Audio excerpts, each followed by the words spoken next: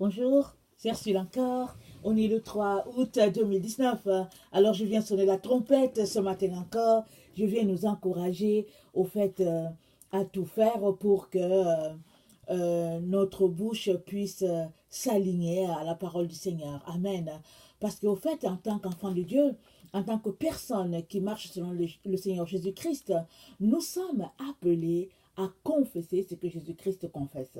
Amen. Si Jésus-Christ n'a pas dit une chose, alors il nous revient de ne pas non plus ouvrir la bouche pour la dire. Même si nous sommes des êtres euh, indépendants, créés avec le libre arbitre, nous sommes appelés à suivre les traces de notre Seigneur Jésus-Christ. Amen. Et ce n'est que comme ça que notre vie va s'aligner selon le plan divin. Amen. Alors aujourd'hui, je viens parler encore de l'arbre de vie.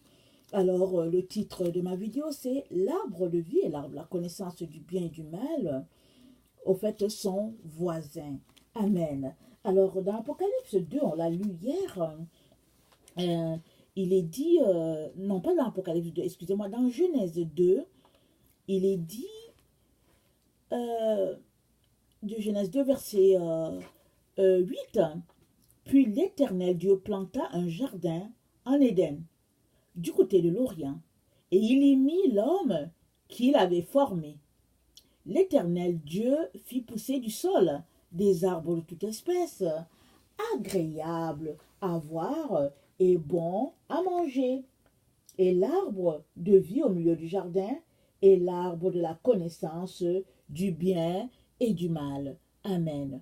Alors, les deux arbres nous disent, nous informe la Genèse, les deux arbres sont voisins. Mais l'arbre de vie est au milieu du jardin. Et nous savons aujourd'hui que l'arbre de vie est dans notre cœur. Parce que Jésus, c'est lui l'arbre de vie. Et c'est dans le cœur qu'il communie avec nous. Alors, il a mis en notre cœur la pensée de l'éternité. Il est dans notre cœur. Amen. Mais à côté, il y a aussi l'arbre, la connaissance du bien et du mal. Alors, tu peux vivre toute ta vie et ignorer complètement que l'arbre de vie est au milieu de ton jardin, dans ton cœur. Amen. Mais Jésus-Christ vient t'informer aujourd'hui que l'arbre de vie est en toi. Et cet arbre de vie-là, c'est lui qui te soufflote des questions comme qui suis-je, d'où est-ce que je viens, c'est quoi la vie, est-ce qu'après la mort, est-ce qu'après la mort je vais encore vivre. Toutes ces questions-là sont étroitement liées à la vie de Dieu qui est en toi. Parce que la Bible nous dit que quand Dieu forma Adam, il souffla dans ses narines et Adam devint une âme vivante. Alors, la vie de Dieu coule en toi. La vie de Dieu coule dans tes veines, de telle sorte que quand Dieu retire sa vie en toi, on dit que tu es mort. Et alors, il y a des gens qui disent, il a rendu l'âme. Tu rends l'âme à qui? Tu la rends à Dieu. Parce que si tu rends l'âme, c'est parce que il y a quelqu'un qui détient cette âme-là et tu la rends, tu le lui redonnes. Amen. Il est maître de ton âme parce qu'il a soufflé en toi et ce souffle-là est devenu une âme vivante. Amen. Alors, Adam et Ève, créés à l'image de Dieu, ont été encouragés par Dieu leur Père à manger l'arbre de vie. Amen. Malheureusement, Satan est venu les tromper et ils ont été chassés du jardin. Mais gloire soit rendue à notre Dieu parce que hors du jardin d'Éden, où il y avait la facilité, ils ont appris à vivre dans l'épreuve, dans la difficulté, mais ils ont appris à se découvrir et ils ont appris à demeurer vraiment sur le droit chemin malgré l'adversité. Et ça, je peux vous dire que ça c'est une grâce, amen, parce qu'on est tous sur cette terre, mais c'est pas tous qui réussissent à aller à contre-courant de l'adversité. Alors très très souvent en tant qu'humain, comme on n'aime pas souffrir, hein, chaque fois qu'il y a l'adversité, on boude, on se plaint et puis souvent même on est fâché contre Dieu. Amen. Mais ce qu'on devrait faire en tant qu'humain, c'est que au lieu de se fâcher et de lancer les pierres à l'adversité, on devrait plutôt s'arrêter et demander au Seigneur, Seigneur, c'est pourquoi faire? Qu'est-ce que cette situation peut-elle m'apporter? Et très très souvent, quand on voit les choses de ce point de vue, on ne s'arrête plus à dire pourquoi ceci m'arrive, pourquoi moi, pourquoi est-ce que ceci c'est là, mais on se demande mais comment est-ce que je vais pouvoir m'en sortir pour aller vers mon but. Amen. Alors si le but que tu as, il vient de toi en tant qu'être humain, de ton ego, et que Dieu ne veut pas que tu ailles dans cette direction, alors Dieu va continuer de mettre des barrières sur ton chemin jusqu'à ce que tu retrouves le chemin où tu devrais marcher. Amen. Et ça, c'est une grâce. Ça, c'est vraiment une bénédiction. Amen. Parce qu'on aurait pu être dans le flou complètement, mais le Seigneur ne nous a pas laissés dans le flou. Alors, très souvent, plus il t'envoie des épreuves sur ton chemin, amen, plus le Seigneur, au fait, est en train de te diriger par sa main, une main invisible, pour que tu puisses te retrouver à l'endroit où tu devrais être. Amen. Alors, ne voyons pas toujours les difficultés d'un mauvais œil. Amen. Alors, Adam et Ève, ils ont mangé l'arbre de la connaissance du bien et du mal. Or, Dieu nous a façonnés à son image, il nous a formatés pour que nous puissions uniquement consommer l'arbre de vie. Amen. Alors cet arbre de vie-là, il est étroitement lié à notre langue, parce que notre langue tire sa source vraiment de cet arbre de vie-là. Amen. Alors, si tu veux marcher selon l'arbre de vie, alors tu es appelé vraiment à faire attention à tout ce qui sort de ta bouche. Proverbe 15, le verset 4, nous donne une information. Proverbe 15, le verset 4.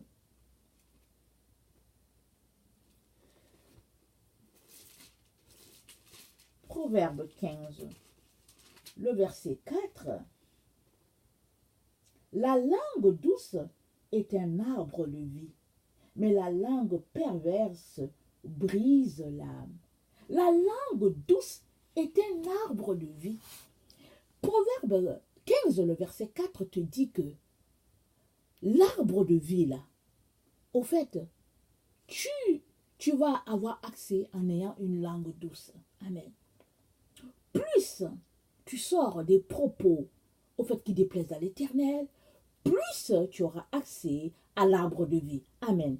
Allons-y lire Jacques 3, le verset 2 à 12. Jacques 3, Jacques 3, le verset 2 à 12. Nous bronchons tous de plusieurs manières. Si quelqu'un ne bronche point en parole, c'est un homme parfait, capable de tenir tout son corps en bride. Si nous mettons le mort dans la bouche des chevaux pour qu'ils nous obéissent, nous dirigeons aussi leur corps tout entier. Voici, même les navires qui sont si grands que poussent des vents impétueux sont dirigés par un très petit gouvernail au gré du pilote. De même, la langue est un petit membre et elle se vante de grandes choses. Voici comme un petit feu peut embrasser une grande forêt. La langue aussi est un feu. C'est le monde de l'iniquité. La langue est placée parmi nos membres, souillant tout le corps et enflammant le cours de la vie, étant elle-même enflammée par la géhenne. Toutes les espèces des bêtes et d'oiseaux, de reptiles et d'animaux marins sont domptés et ont été domptés par la nature humaine. Mais la langue, aucun homme ne peut la dompter. C'est un mal qu'on ne peut réprimer. Elle est pleine d'un venin mortel. Par elle, nous bénissons le Seigneur, notre Père, et par elle, nous maudissons les hommes faits à l'image de Dieu. De la même bouche sortent la bénédiction et la malédiction. Il ne faut pas, mes frères, qu'il en soit ainsi. La source fait-elle jaillir par la même ouverture l'eau douce et l'eau amère? Un figuier, mes frères, peut-il produire des olives, ou une vigne des figues? De l'eau salée ne peut pas non plus produire de l'eau douce. Amen. En tout cas, plus clair que ça, je ne pense pas qu'il y en a. Amen. Alors, Jacques, rappelons-nous, ici c'est celui le frère de Jésus, celui qui a vécu dans la même maison que le Seigneur. Et il a vécu avec cette personne-là. Si par le passé, la famille de Jésus trouvait qu'il exagérait, ils sont même venus le chercher. Et Jésus-Christ a dit qui est ma mère et mes frères. Il dit voilà, ceux qui sont ici, c'est eux qui sont ma mère et mes frères. Parce que j'imagine que dans sa famille, on ne comprenait pas tellement où est-ce qu'il en voulait, où est-ce qu'il en venait. Et alors, Jésus-Christ a donné cette information-là. Mais aujourd'hui, Jacques nous enseigne. Il dit que, alors, au milieu, il dit, mais la langue, aucun homme ne peut la dompter. C'est un mal qu'on ne peut réprimer. Elle est pleine d'un venin mortel. Par elle, nous bénissons. Par elle aussi, nous maudissons les hommes faits à l'image de Dieu. Ah, c'était du temps de Jacques. Amen. Mais aujourd'hui, les gens maudissent Dieu. C'est grave. Les enfants maudissent Dieu. Il suffit d'aller sur Internet pour voir tout ce qui s'y passe et les gens se mettent à rire. Amen. Dieu a dit que dans les derniers temps, les gens seront fanfarons, blasphémateurs, moqueurs et tout ça. Mais ça se passe en notre temps. Alors les gens vont jusqu'à insulter Dieu. Et Jacques dit de faire très très attention. Parce que tu ne peux pas jaillir de la même source de l'eau douce et de l'eau salée. Alors ta langue, amen, si tu l'orientes de manière à ce qu'elle soit douce, tu te donnes déjà la possibilité de consommer l'arbre de vie. Amen. Alors, Proverbe 18, le verset 7, nous dit ceci, Proverbe 18, le verset 7, la bouche de l'insensé cause sa ruine, et ses lèvres sont un piège pour son âme. Alors, la bouche de l'insensé cause sa ruine, et ses lèvres sont un piège pour son âme. Les lèvres de Ève ont été un piège pour son âme. Elle a écouté ce que Satan lui a dit, elle a pris le fruit, elle a mangé le fruit, elle a utilisé ses lèvres pour manger le fruit, elle a utilisé ses lèvres pour parler avec son ennemi, elle en a donné aussi à son mari a fait pareil, il a utilisé ses lèvres, au fait, et il est tombé dans le piège, et là, leur âme est morte, elle est devenue tout simplement souillée par les ténèbres, jusqu'à ce que Jésus-Christ vienne sur la terre, meure et les rachète et les délivre de ce venin mortel-là que nous avons tous hérité. Amen. Alors, l'arbre de vie, il est pour tous ceux-là qui veulent, évidemment. Mais il faut que tu fasses des efforts. Alors, regardez, quand on sera dans la présence de Dieu, je veux dire, quand on ne sera plus dans ce corps mortel, alors l'arbre de vie, il est là devant nous, tangible, alors pratico-pratique. Alors on pourra le cueillir, le manger pour nous ressourcer, puis renouveler nos forces, parce que ça nous dit que ça produit 12 fruits.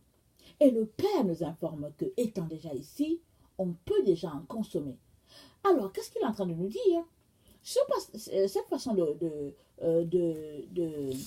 dire du Père est tout simplement en train de nous envoyer le signal que si tu ne commences pas déjà maintenant à maîtriser ta langue, alors cette langue-là, ces lèvres-là seront un piège pour ton âme, t'empêchant d'avoir accès à Dieu le Père. Amen. Parce que tu ne peux pas en même temps produire une source d'eau salée et de l'eau douce. C'est ça qu'on vient de lire. Alors, il te revient donc, en tant qu'enfant de Dieu, de pouvoir régler ta vie en fonction de ce que le Seigneur Dieu te dit. Amen. Alors, les paroles, Proverbe 18, le verset 4, les paroles sont des eaux profondes. La source de la sagesse est un torrent qui jaillit. Les paroles sont des eaux profondes. Et la source de la sagesse est un torrent qui jaillit. Amen. Alors, tes paroles sont des eaux profondes. Est-ce que ce sont des eaux amères? Est-ce que ce sont des eaux douces? Amen. Tes paroles sont des eaux profondes qui vont jaillir jusque dans l'éternité. Amen.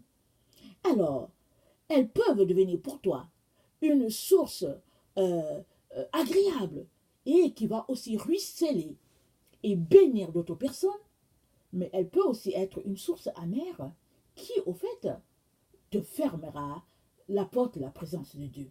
Amen. Alors, de quelle eau te nourris-tu?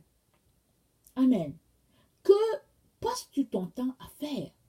Parce qu'il me semble que c'est à toi de produire ton eau douce ou ton eau salée. Amen. Parce que et cette eau douce-là ou cette eau salée-là proviennent, au fait, des paroles qui sortent de ta bouche. Alors, ce passage nous renvoie clairement à l'idée que tu as le choix. Amen. De soit décider de dire des paroles agréables ou bien de dire tout simplement des paroles choquantes et puis blasphématoires, des paroles vraiment déplacées, des paroles de moquerie, de médisance, de calomnie, ou bien des paroles telles que du poison. Il y a des personnes là, elles ne sont pas capables de dire quelque chose de doux. Amen. Chaque fois qu'elles parlent, elles vont t'envoyer une flèche d'une manière ou d'une autre. C'est-à-dire que déguisée, de façon un peu, comme si elle t'aimait. L'hypocrite joue à ça. L'hypocrite va venir te dire, oh non, mais j'aime beaucoup ton habit. Alors que dans le fond, dans son cœur, il se dit, n'importe quoi, quel habit vilain. Et ça, le Père, il n'aime pas ça parce qu'il veut que ce que ta bouche dit, ça puisse coïncider avec ce que ton cœur dit aussi. Et en plus, il t'encourage à tout faire pour faire jaillir de ta bouche, une source d'eau douce, une source d'eau saine. Alors, comment cela peut-il se faire? C'est par un renoncement à sa propre personne. C'est par, au fait, bénir tes ennemis. C'est en ne pas les maudissant. C'est par, au fait, accepter ta part de souffrance et d'appeler Dieu à ton secours. Au lieu de prendre ta bouche et puis de smatcher ton ennemi, il est important que tu la fermes et que tu attendes le secours du Très-Haut. Amen. La Bible nous dit, les desseins dans le cœur de l'homme sont des eaux profondes, mais l'homme intelligent sait y puiser. Amen. J'ai oublié où est-ce que j'ai pris ce passage. Je l'ai écrit, mais on dirait que j'ai oublié de le citer, de donner la référence. Alors, les desseins dans le cœur de l'homme sont des eaux profondes, mais l'homme intelligent sait y puiser. Amen. Ton intelligence, ou bien tu es déclaré intelligent par Dieu, ou bien sage, par ta capacité d'aller puiser vraiment dans ce que Dieu a mis en toi. Or, dès le début, Dieu nous dit que au milieu du jardin d'Éden, il a planté l'arbre de vie dans notre cœur, mais à côté aussi, il y a l'arbre de la connaissance du bien et du mal. Alors cet arbre-là, comment il fonctionne? On sait tous. Alors, selon cet arbre-là, tu peux manger de ce qui est souillé et de ce qui est pur.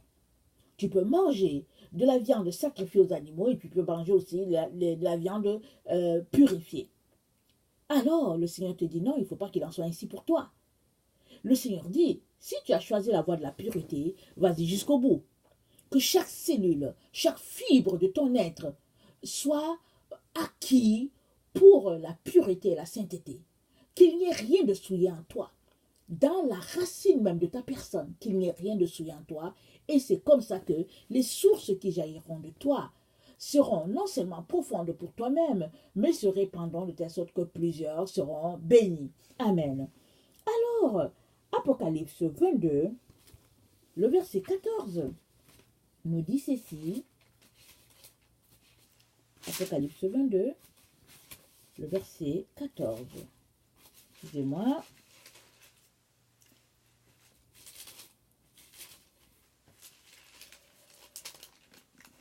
Attends, c'est le verset 14? Ok, le verset 14. Heureux ceux qui lavent leurs robes afin d'avoir droit à l'arbre de vie et d'entrer par les portes dans la ville. Ha, ha, ha. Amen. Je vais apporter un enseignement sur les portes de la ville. Apocalypse nous dit qu'il y a 12 portes. Amen. Il y a 12 portes il y a 12 portes euh, euh, comment on appelle ça? Le temple de Dieu. Attendez, l'ange a dit à Jean, viens, je vais te montrer l'épouse, voilà. Alors la nouvelle Jérusalem qui descend du ciel a 12 portes. Amen. Alors n'oublions pas, quand Jean a vu cela, on était au 1er siècle. Amen. Amen. On était au 1er siècle.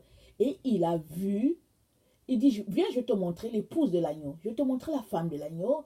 Et c'était la nouvelle Jérusalem qui descendait du ciel. Donc, la nouvelle Jérusalem, c'est elle, la femme de l'agneau. Et elle a 12 portes. Amen. Évidemment, la femme de l'agneau, ce n'est pas une ville. OK? Ce n'est pas un monument. Ce n'est pas une ville.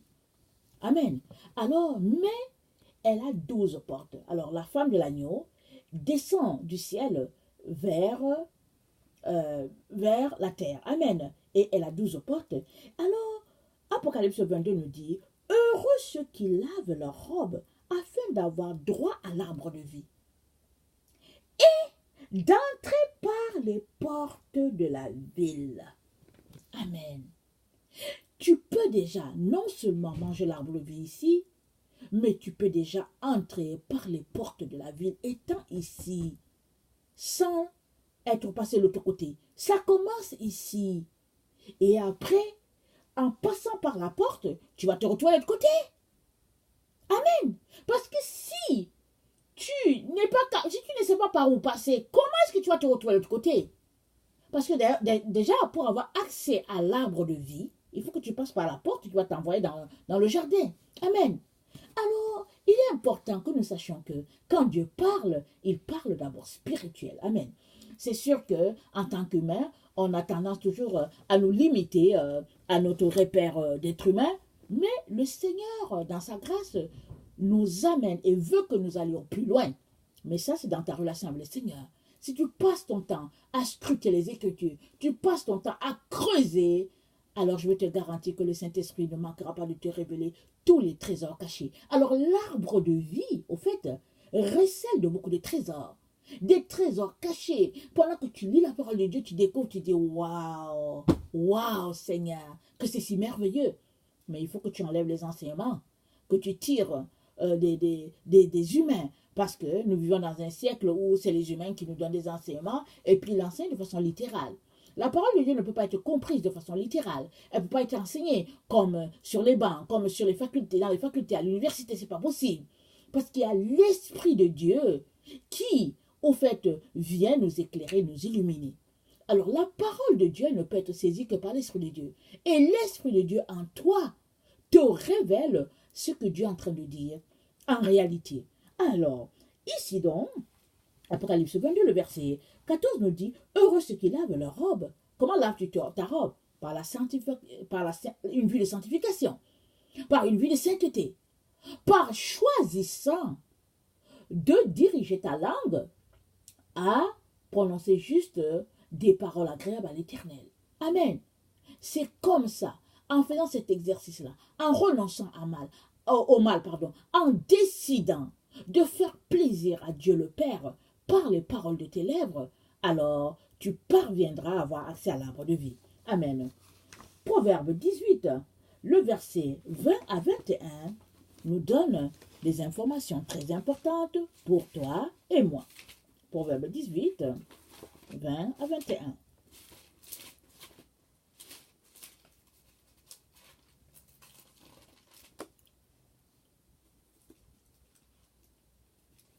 C'est du fruit de sa bouche que l'homme rassasie son corps.